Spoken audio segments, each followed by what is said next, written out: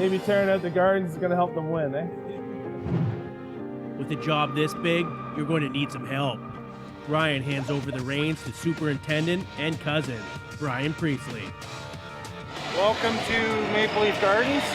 We're here to strip the building back so that Con, the general contractor... Graham MacLachlan. Graham MacLachlan, it's Mike Richards calling from Raw. Mike Richards, how you doing this morning? Good, and yourself, Mike? I am doing very fine. Thanks so much for joining us here. By the way, we just saw a clip going into this interview from Priestley Demolition, those that I don't say refurbished, but they actually took down that historic building, put it back up, did the Mattamy Arena on one side and the Loblaws. Because I'll be honest, Graham, I think even people in Toronto aren't, as much as they know Con Smythe, they're probably not really familiar with the true history of Maple Leaf Gardens and the Leafs itself. So your book, JP Bickle, The Life, the Leafs, and the Legacy, a lot of people here today might want to know, well, who is JP Bickle? And by the way, Graham, to you, what is the relation between you and JP Bickle? Pardon me. Well, JP Bickle, he's my first cousin on my mother's side, so the P actually stands for Paris in his name, which is his mother's last name. That was my great-grandmother's last name, and we all originated from the Ottawa Valley. So the Parises and the MacLachlans used to farm beside each other near White Lake, Ontario. So that's the connection before we moved out to Saskatchewan and started farming in 1905. So he was, from what I understand, so he's the owner, the president, the chairman, and the director of the Leafs from 1924 to 51. That's a long reign. That really is. Yeah, that's correct. Well, he had the money and the wherewithal and the foresight to put money into a number of Canadian institutions that still stand today, or stand in a different variation, maybe with a different name. But absolutely, he was the money since 1924 with the Maple Leafs, and always took a backseat role because that's where he felt comfortable. Now, he was the one who goes out because most people know the name Con Smythe, and sometimes it's the house that Con built and so on. So was was JP Bickle responsible for going out and bringing in Con Smythe? Yes, absolutely. He actually had hired, when he took over in the St. Pat's in 1924 as one of the owners, it was actually December 9th, 1924, when he became one of the owners with a friend of his. Charlie Query was in there, and Charlie is a very well-known name in the Toronto circles. He owned one of the movie theaters, and that's how JP Bickle knew him, from the movie theater business, because he owned a number of movie theaters as well. And some of the Hambly brothers wanted to get out with their money, and he asked JP Bickle if he had invested in the St. Pat's at the time, and that's how JP Bickle initially got involved. And it's interesting, Graham, and good morning. Thanks for joining us. It's interesting when you read the book itself, when Con Smythe comes into the position he was in when JP Bickle hired him, that was JP's second choice, and a lot of people don't know that Smythe got that position after the guy that received the position prior to him kind of failed in that position and was kind of removed from it. That's a really interesting point in Maple Leaf history. Yeah, that's correct, and I'd have to refer to the book to see what that gentleman's name, but he was actually one of the sports writers of the day, and JP Bickle felt comfortable in hiring him over Con Smythe at the time, and for whatever reasons we don't know, and I don't think it had anything to do with their record, because it was a fairly short-lived experiment that person stepped aside, and that's when JP Bickle actually hired Con Smythe. And what people don't know and they fail to realize, he was hired for a position, and the position was the managing partner of the hockey team. He didn't buy the team at that point that everyone reports on. He actually was hired and had a job to do, and that's the position he took as the managing partner, managing director of the team. So yeah, it's really interesting because like when you go through the book, and it's a great read with Kevin Shea also on board. Jason Wilson was a contribution as well, along with yourself, to tell the story of a guy that really never got his credit due, and he still, to this day, people still hear about it from time to time because there is a memorial award handed out that the Maple Leafs do on an annual basis. I know they've skipped years here and there in between, but a guy that really never saw the limelight for the most part, but had his hand in basically the structuring of the Maple Leafs franchise as we know it today. Yeah, no, absolutely, and that's really what I wanted to bring to light with this is here's a gentleman who had passed away in 1951, had so much to do and got so little, if any, credit. Now, you're right, and you're correct in saying that there's a JP Bickle Memorial Award within the Leafs. That's to be given out of the discretion of the board of directors for any player or anyone who's had a good year or done a good turn to the organization. So, for example, Pat Quinn got it in 2003. He was the coach at that time, and he had also been the general manager and a player. So Pat Quinn got it in 2003, which is the last time it was actually awarded or handed out. Now, to go back a little bit, when you look at when JP Bickle was the owner, the first gold coin when all the players won the Stanley Cup in, was it 31 or 31-32? Can't remember exactly, but when he won that, JP Bickle handed out a gold coin to everybody, which was a free pass into the Maple Leaf Gardens at any time. And his name's inscribed on that. Now, that is a tradition. Con Smythe took that over as a tradition and ended up putting his name on it in years later. But that's another thing that JP Bickle started, was this gold coin for everyone as players to have an annual pass if you've won a Stanley Cup with the Maple Leafs. Well, philanthropy obviously is a huge part of the legacy, Graham, and it's very, very impressive. And again, a lot of people wouldn't know, but certainly when you start talking about sick kids here in Toronto, it's a massive place of where heartfelt feelings because of what they have done in this community.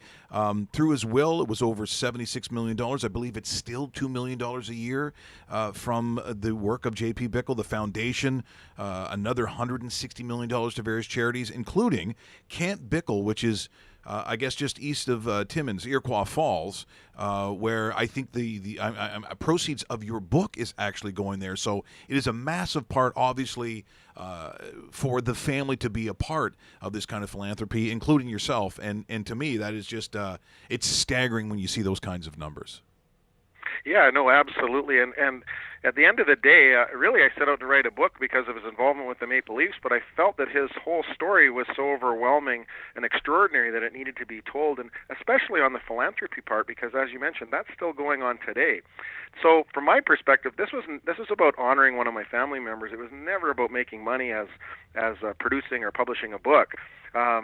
But what I felt I needed to do was pay forward any monies that were forthcoming from the book towards one of his charities or one of his initiatives. And as you mentioned, Camp Bickle's been around since 1939, and wow. And at the time, he in 49 he had the opportunity to purchase the land, which he did for $5,000, and that's now valued at over $2 million, just from a equity position, but it feeds over 600 kids a year, and it's still going strong. And a good friend of mine, a gentleman named Joe Campbell, he's been the proponent of that for over 30 years, and there's been some really good people who have been involved with that over the years, but Joe for the last 30 has kept it going at no benefit to himself, I might add. Graham, just the comprehension of the research that goes behind a book that the gentleman that you're talking about here was already passed before you were even alive.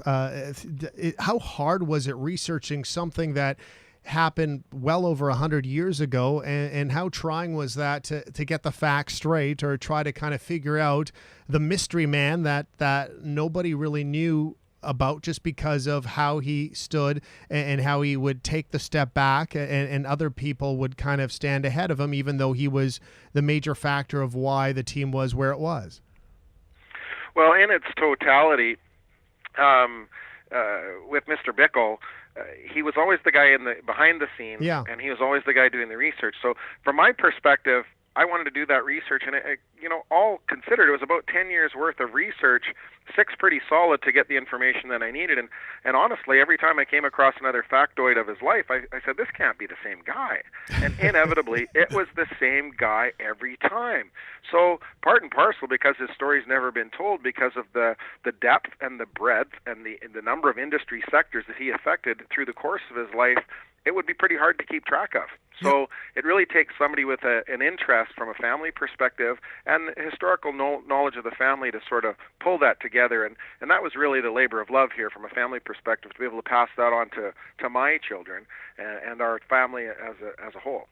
It's funny. It's almost looking at the family tree of the Coppola family. Just, I don't know if you've ever done. It's just these names keep coming up, and versions of it that go into all areas, including auto manufacturing and inventors. Like, these are people who were groundbreakers. And I'm looking at JP. So in World War II, he was part of and president of the Victory Aircraft that made the Lancaster Bombers in Malton. But was he also part of Avro, which eventually comes up with the Avro Arrow? Is it the same thing? Yes, absolutely. What JP initially did, his really good friend was Lord Beaverbrook, a.k.a. Max Aiken, another Canadian and expat who was in the UK and a really good friend of Winston Churchill's. So Lord Beaverbrook had asked JP if he could get involved in the war effort, which he said, absolutely, let me know where you need me. So he went over to the UK and he actually created the ATFAR, which is the Atlantic Ferrying Organization. So they were starting to produce a number of planes and aircraft, but they needed to get them to where they needed to be. So he coordinated all the pilots and the logistics to get the planes where they needed to be. After he built that up within 18 months, he came back to Canada. They took over National Steel Car to make it Victory Aircraft, and he started as the president producing the Lancaster Bomber at one a day, which Winston Churchill greatly said contributed to the winning of the war and the Battle of Britain for sure. That is yes. Yep. After Victory Aircraft was over, after the war was over, everyone set down their tools and walked away, and there was a lot of jobs and a lot of real intellectual property that we still had in Canada. So what happened was JP Bickle, with the help of A.V. Rowe's company over in the UK, he personally founded with his own money and signed a $2.5 million note at the Bank of Commerce to establish A.V. Rowe Canada Limited. So he was actually the chairman of Avro from inception until his death in August 51. Unbelievable story. It truly is. It's really, we talk about, what makes, Canada great. That would be JP Bickle. I mean, these are the kinds of stories that I think people don't know. So I think it's just fantastic, Graham, that you've written this book. But here's the real bombshell of a question. I mean, you ready for this one? Because as you know, hard-hitting show I have. Very difficult. Sure, I know. Very difficult. I know your reputation. So, Graham, are you a Leaf fan? Can you say that publicly as someone whose family went out to Saskatchewan and now you're in Alberta? Are you a Leaf fan? Yeah, absolutely. I think with the family connection, you have to be. Yeah. I was initially as a young child because in the middle of Saskatchewan we had two channels. English was one and French was the other, so you know the team I cheered for. But when Harold Ballard traded Lanny McDonald, I was so mad I swore I would never cheer for the Toronto Maple Leafs again. Until I started doing all my research on JP Bickle, I thought, well, maybe I better give them a second chance now, and Mr. Ballard's passed. And we've got this great family connection. So I really wanted to bring that to light. I really wanted to make the Leafs look back at their history. The Montreal Canadiens had done such a good job of their history, and with their 100th anniversary of the Toronto Maple Leafs, and I know my good friends, Kevin Shea, as you know, great writer, one of the writers of record for the Toronto Maple Leafs and hockey and history in general. Jason Wilson, incredible man, got his doctorate in Canadian literature and history. Those two wrote the book on the 100th anniversary of the Maple Leafs, and I thought, who would be better partners to have write this book as a point of fact and record for the Toronto Maple Leafs than those two gentlemen? So I was glad that they joined me in this quest. But you're right, and so I am a Toronto Maple Leafs fan, and I am also a Calgary Flames fan because we live in Calgary. Yeah, I see you lob that one at the end. Yeah, I see what happened there. Graham, wonderful job. It's a fantastic book, and I think for any Leaf fan, and quite frankly, it sort of transcends just being a Leaf fan or a sports fan. This is a real piece of history. Yeah, this is Canadiana. Yeah, it absolutely is. So it's a fabulous book, and as you said, you mentioned teaming up with Kevin Shea, who's one of the really great human beings that I've certainly met, and what he does with even the road hockey cures cancer. He's just one of those kinds of people, and he's a historian to himself to a degree. So I thank you so much for coming on the show today. It's been a real pleasure. Best of luck with the book, and maybe we'll have you back for Robbie Burns Day. Would that be all right with you? Yeah, Graham Douglas MacLachlan, happy to participate in that with you. Take care, Graham. Thanks so much. Thanks, Graham. Thanks, gentlemen. Appreciate it. Great job. That was awesome. As Jim Rome would say, that was a great interview. I know you're expecting something different, and you may have wanted to hear about the great Leafs of the time, but I'll tell you what, that was a great piece of history, and that was a great call. What? We just become best friends? Yep.